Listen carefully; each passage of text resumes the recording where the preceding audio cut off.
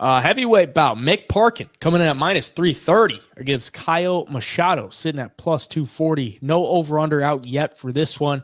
Both men 5-0 in their last five. Mick Parkin still undefeated, and Machado making his UFC debut coming off the Contender Series in a fight that was, just really gross to watch. I don't know how he gets a UFC contract. Well, I do know why he gets a UFC contract, because the UFC needs heavyweights.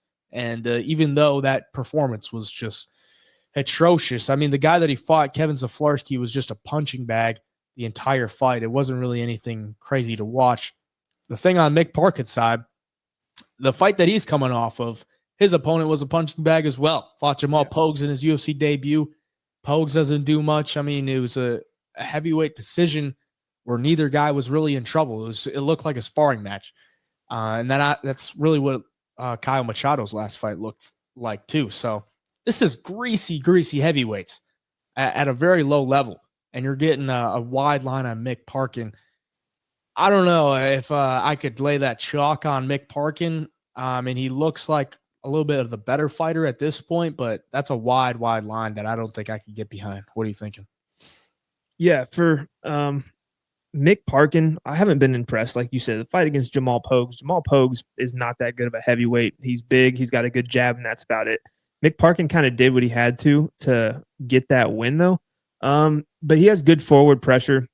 It seems like he's the style where, if he gets in space, he can strike a little bit. But a lot of his game plan seems to be use the striking to get to the clinch, put him against the cage, and just kind of slow down his opponent, and it makes it really, really boring. With Caio, this guy's not a big heavyweight. I forget what he weighed in on the Contender Series, but I want to say it was between 230, 240. I think he's the more athletic guy here than Parkin. I think I want to say like Caio Machado. I read or heard somebody talking about on a podcast that he talked about moving down to light heavyweight potentially. Like it shows that he's not carrying a bunch of extra fat like some of these other heavyweights are. So I give the athletic edge to Machado here.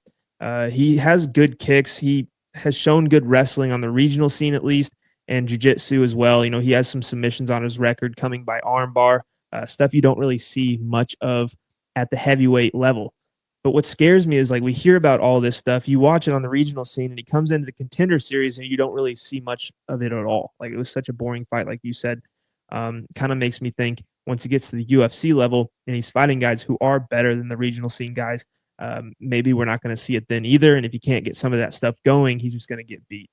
If he puts it all together, though, and he does come out aggressive, I could see him making this fight close. I hate the price on Mick Parkin at minus 350. Both guys have the same amount of professional fights. It's not like there's a big experience edge for Mick Parkin here.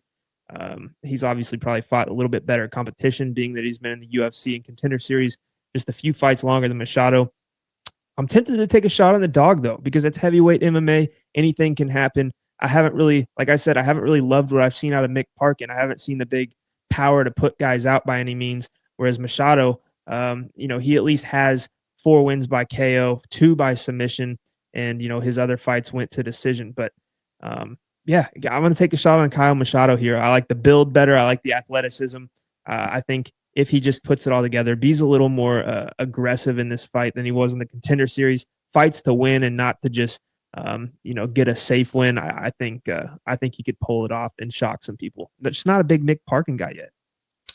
Yeah, I'm not a big guy on either. Guys, but Caio Machado, it says he weighed in at 256 his last fight, but before that, I mean, he's weighing in at 249, 237.